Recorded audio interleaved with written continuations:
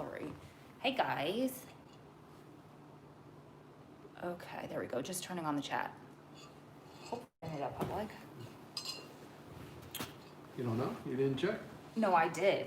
Just sometimes I hit the button and then things happen, and you know how life goes. Sometimes things go awry. Sometimes, most of the time, maybe. There we go. Hey Lauren. Okay, just making sure we were live and everything's good. Hey guys. So, today I discovered that I've been drinking hooch for years. It's being sold in all of the grocery stores, and Adam tried it too. She got me to try it too. You probably have tried it as well. Give us a thumbs up before we tell you Any how guesses? this happened. Any guesses? Any guesses? I might have said it on another video. I don't think so. We didn't? I don't think so. All right. No? You seen any guesses there? Hit the thumbs up button.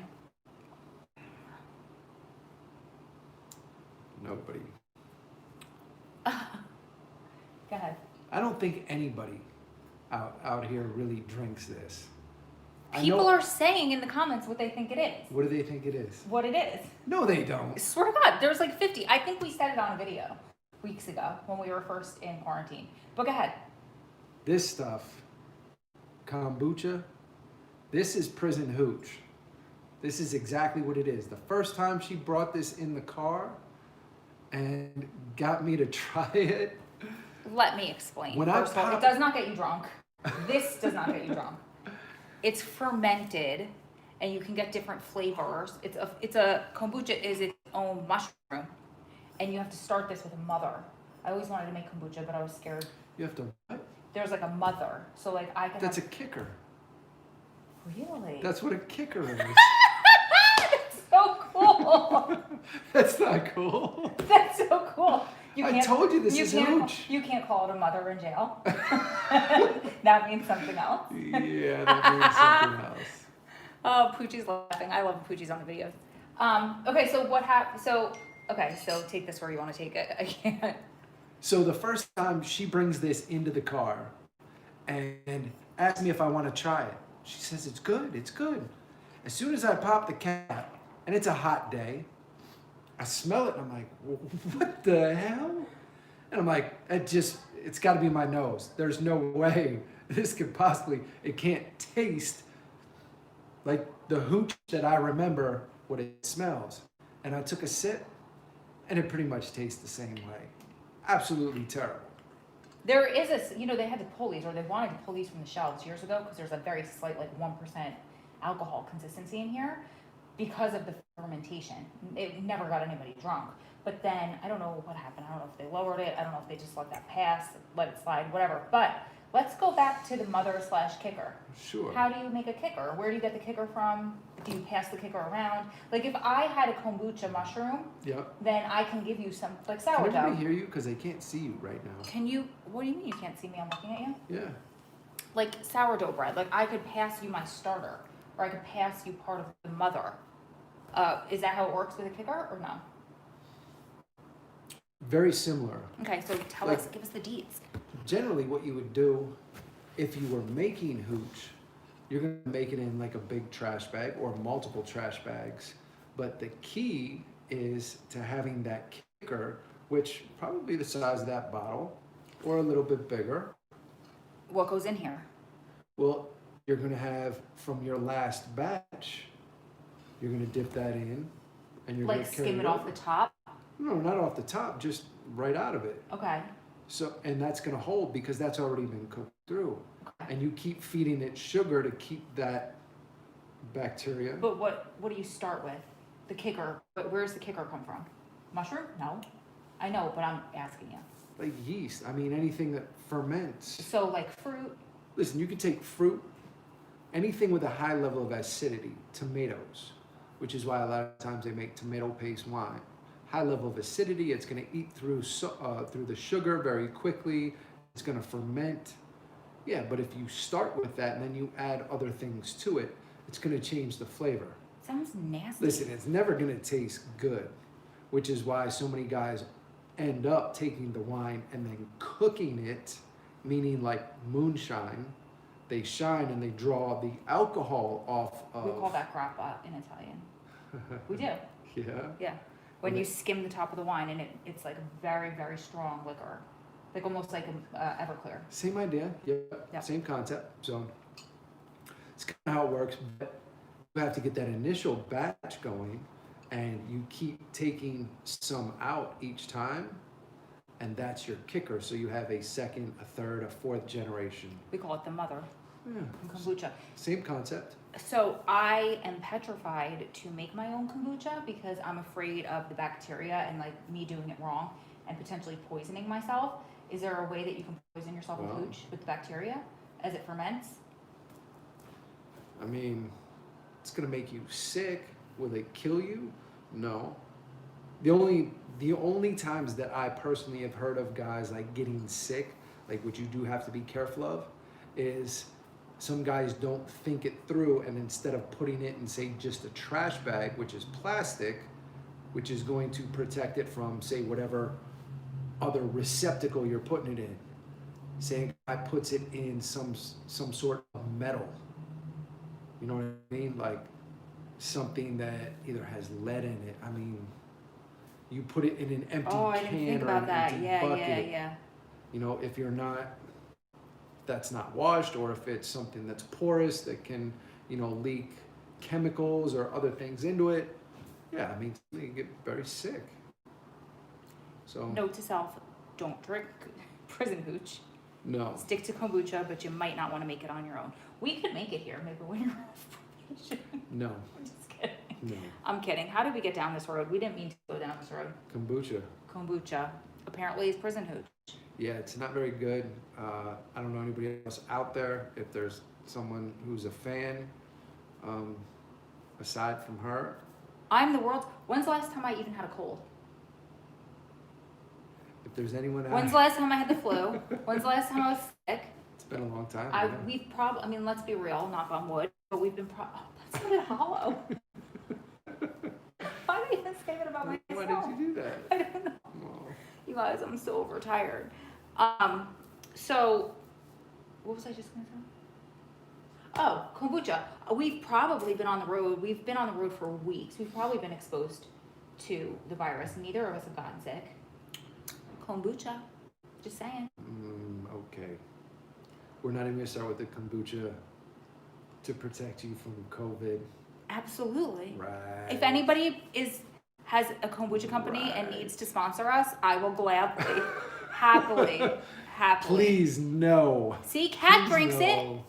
No. So, anyways, aside from our kombucha experiment today, See, everybody says it's so good. Sarah, I got Sarah into it. Go ahead, sorry. terrible. But along the same lines of health and fitness, right? Yeah.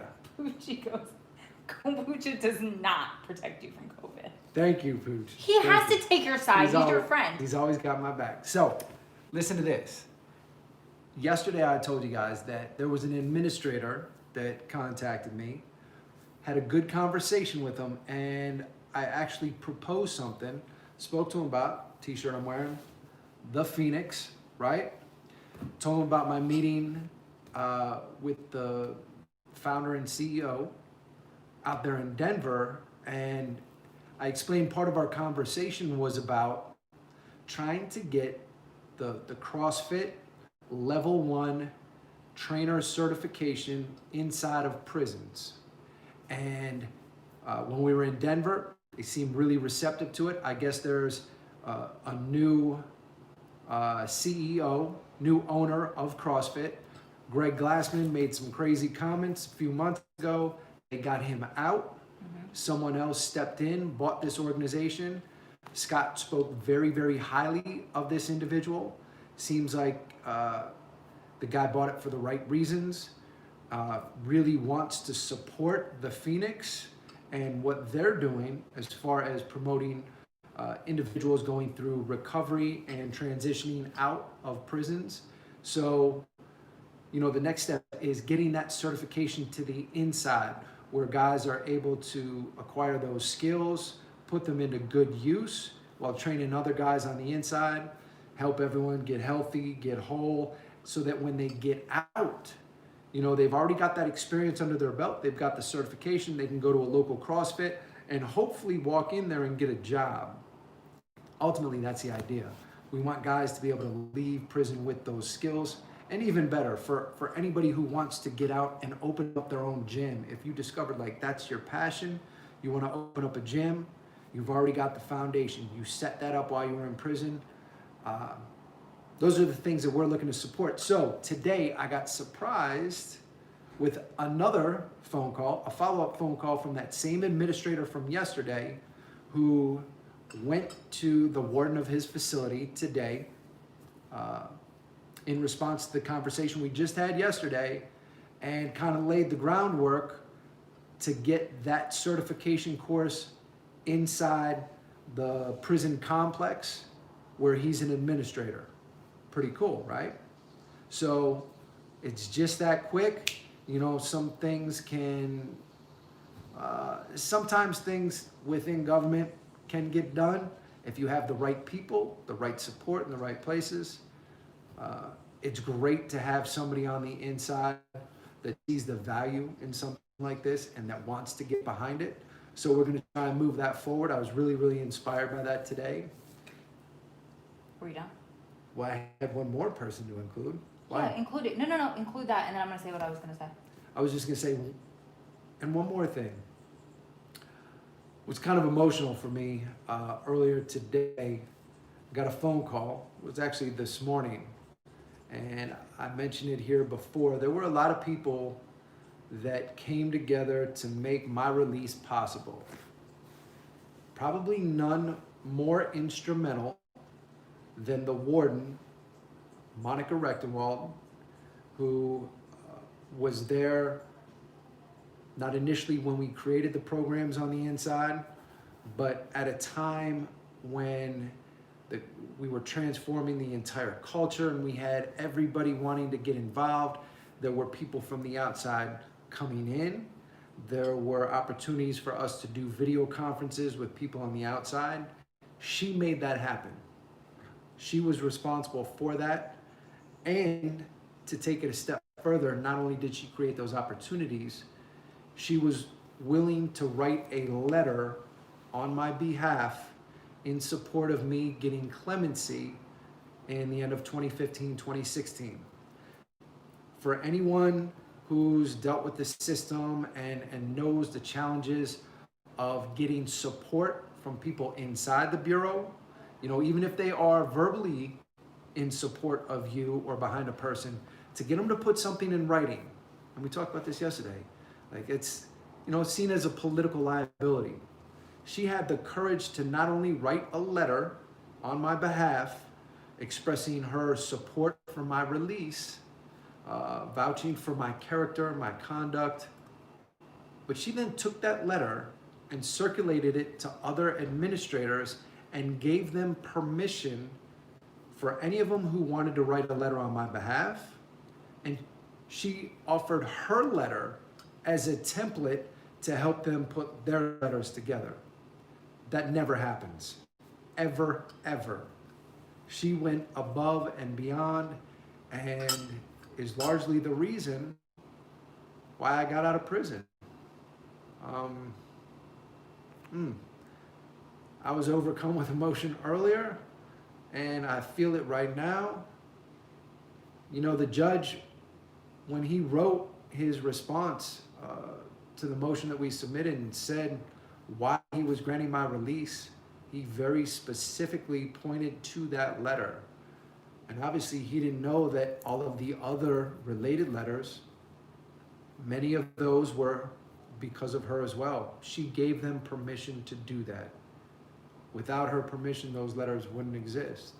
So much of the reason why I'm here is because of her. And, you know, I just wish that there were more like her. More persons in those positions of authority who have the courage to do the right thing, even when it's not the most popular thing. So we're deeply indebted to her and to many others that, you know, supported us throughout this. So I just want to make sure that we talked about her today. how grateful I am. Yeah. I have to say this quick, and then I'm going to say what I was going to say. But back then, it was this woman, the warden. There was a female AW assistant warden who got all of the coaching and stuff going on in there. And then there was an assistant or somebody who was female. So I called, and that's when McKean was running beautifully from the outside looking in. I mean, they had the coaching. You guys were never really on lockdown, right? It was just... There were never incidents. It was everything was very smooth. In all the years that I've been involved as a prison wife, those few years were the easiest, the best, so positive. So I used to call them the girl power years because there were 3 badass females in charge. And like Adam said about me in one of our first videos together on YouTube, don't mistake that for weakness by any means, right? Like they were, if they needed to, I'm assuming you could speak better to that, but they were firm if they had to be. You're a warden of a prison, hello. But girl power years for team girls. Okay, really quick, if you're a kombucha fan, put your favorite flavor in the comments because I'm always looking for better flavors. But my favorite flavor somebody asked so far is this brand, GT's. This is not sponsored. GT's has no clue who I even am, but it's the mango flavor. But they have a lot of really good ones. Anyway, so what I wanted to ask you to comment on was that the whole reason why this idea for this video came up was because we got a question on last night's video, which was awesome. And it was, do you feel as if you're being treated differently now by people who used to have authority over you after you've been released? And can you speak to that a little bit? Great question. The relationship has obviously changed. It changed the minute I walked out the door. Yep. But there was always, I'll say, a little bit of tension there. Tension not like between 2 people, tension between the roles that we each had to maintain. You know, as an inmate, you are subject to any person, any staff member that works there. As an administrator, you know, or any line staff, I mean, they're supposed to be in that position of authority. And my view has always been, you know, why can't we have a professional working relationship and be able to collaborate, work together to achieve, you know, shared goals? If we're saying that this is something that we want to accomplish together, this is one of your job responsibilities, this is something that I feel strongly compelled personally to help build and to be a part of, why can't we just work together on that and be seen on the same level? Unfortunately, much of the training that people who work in corrections, that training is all fear-based. It's meant to have them always view the people who are incarcerated as persons that they cannot trust, that will manipulate them, that will, when it comes down to it, physically harm them. And I just say, man, that's a terrible way to live. If you live with that mentality, that mindset, and you have to go into work with that every single day, like, isn't that taxing? Now, one of the things that we've talked about a number of times in the last couple of days is trust, but verify. Yes. One of my favorite phrases, trust, but verify. You know, you can be trusting of people. I mean, that's what relationships are built on. We can have a professional working relationship. People do it every day in the rest of the world. And taking in that to account puts us on a more human level. That does nothing to diminish one person's authority, the title that you have, that ultimately you are the final decision maker. That doesn't mean that we can't meet here and talk. But it makes many people feel uncomfortable. And I know there were times where I was not the most adept at maintaining that balance, that delicate balance, and I pushed too hard and I made people feel uncomfortable in their role, and I suffered the consequences of that. But I always knew that when the time came, when I was released, that relationship, that dynamic would immediately change. I watched it for years as guys got closer to the door. If someone knows, if staff, they deal with an individual, whether you work in a department, let's say you work for a teacher, you're a teaching assistant, and you work with this teacher for 5 years, and all of a sudden your release date is coming up. 2 weeks, 1 week, 2, 3, 2, 1 days. As it gets closer and closer, that relationship, that dynamic changes because that person suddenly sees you not as someone who's going to be incarcerated. They're like, uh-oh, this person's going to be outside. When I go to the grocery store, when I go on trips, wherever I go, like I could run into this person. This person could be living in my neighborhood. Once that reality sinks in, there's a subtle shift, and sometimes not so subtle shift that changes. There were people when they found out that I was leaving, there were people that came, officers came to shake my hand. You know, they did it like on the down low, they wanted to wish me luck, but like that sort of thing is not allowed. So it's a strange dynamic. Now me being on the other side, having these conversations with current BOP officials, with former officials, it kind of depends on the individual, how that takes shape. So it'll be interesting, some of these future conversations, to see how they play out. Yeah. The person who comes to mind, a guy named Dr. Tony Gaskew, criminal justice professor that I worked with for a number of years, who I'm still trying to catch up with. We're playing phone tag back and forth. But he was one who really helped, in my mind, to see that dynamic differently, or at least to see a shift in my role and how I could approach prison administrators and staff on a different level. When I started engaging with them, as opposed to, oh, that's staff, you don't talk to staff, you keep them at arm's length. When I started engaging with them more and more, when I started seeing that we were on the same level, I wasn't putting them up here and myself down here. I had done myself and so many others a disservice by creating that disparity with me down here and them up here. Once I started seeing that we were both on this level and we could clearly communicate, that changed everything. I owe much of that to Dr. Gaskew. I love that. And I have to comment and respond to that because I've never been in prison, never been in trouble. But a lot of times I will put myself, kind of rank myself against certain people, and it feeds my anxiety. Like my insecurities will do that. And so I think this is, like we were saying last night, we like to pass along a lesson. It's a huge lesson learned. Nobody's at a disadvantage or an advantage, And something I also have to respond to is, you are very different in me. And like you said earlier, he said about his PO, he's like, I got a good one. I said, you are a good one.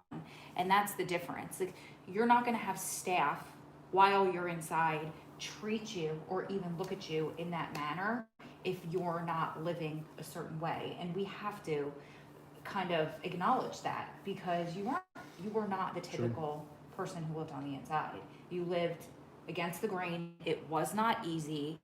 You had a lot of, it would have been the easiest thing to do for you to just go along with everybody else and be a sheep, but it's not your personality, and that would have never gotten you home, and that would have never gotten you that recognition and acknowledgement. Not that that's what you were looking for, but that's how I encourage you to inspire your loved one who's on the inside to live. I'm really tongue-tied today. I didn't sleep much last night. We slept with the windows open, and it was really loud. People were coming in and out of the parking lot, and I've been getting up extra early.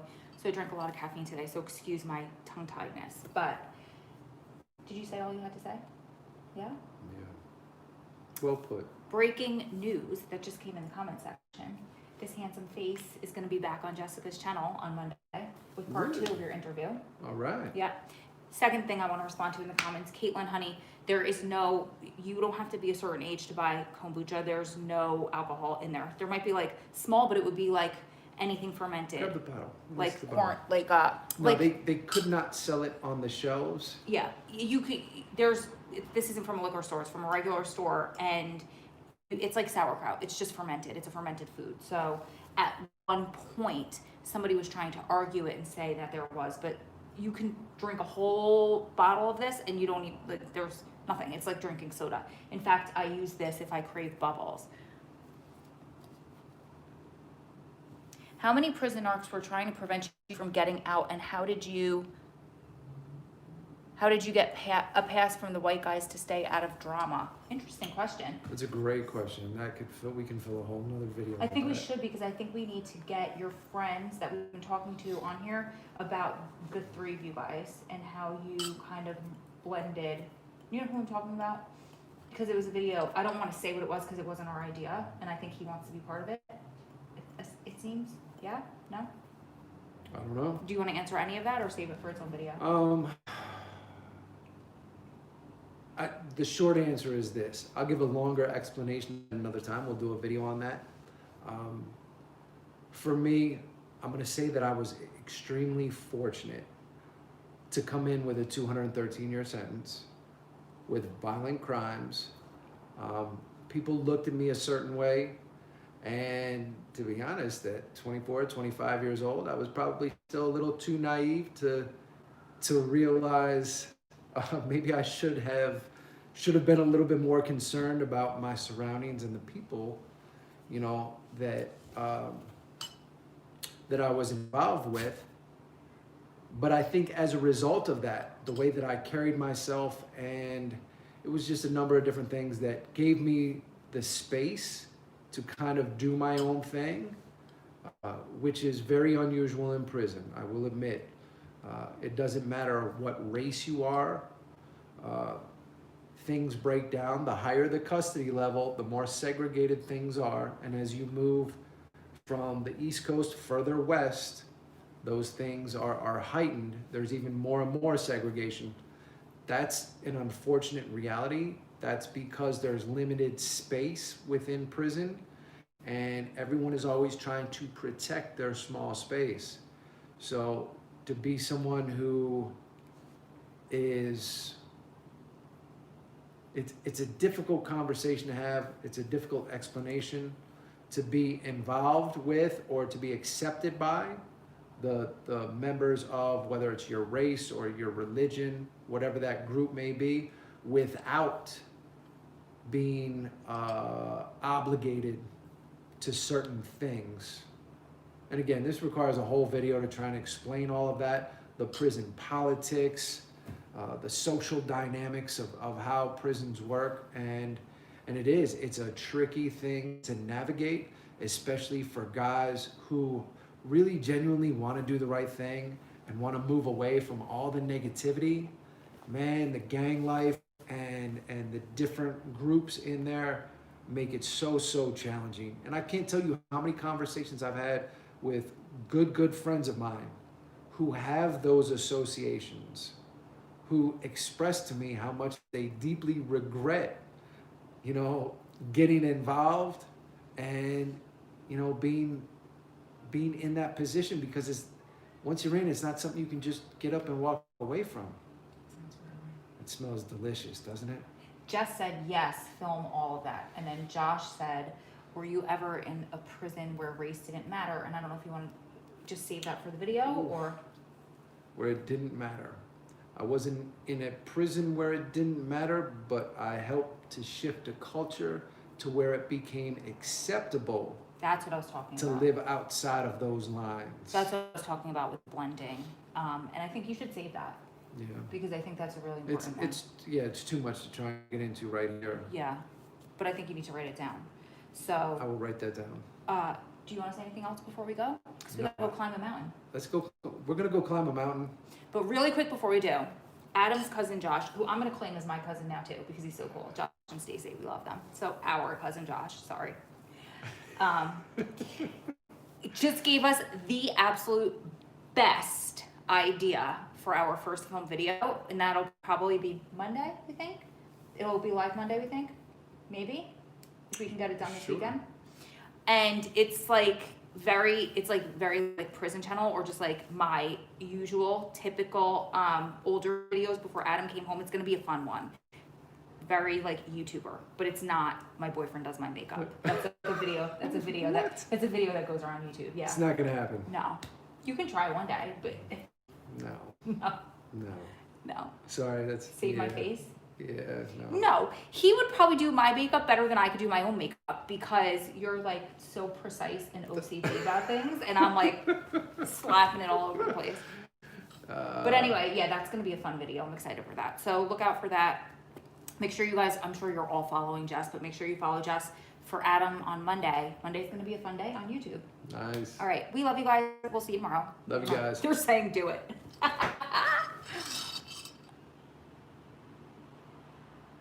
I can't end it.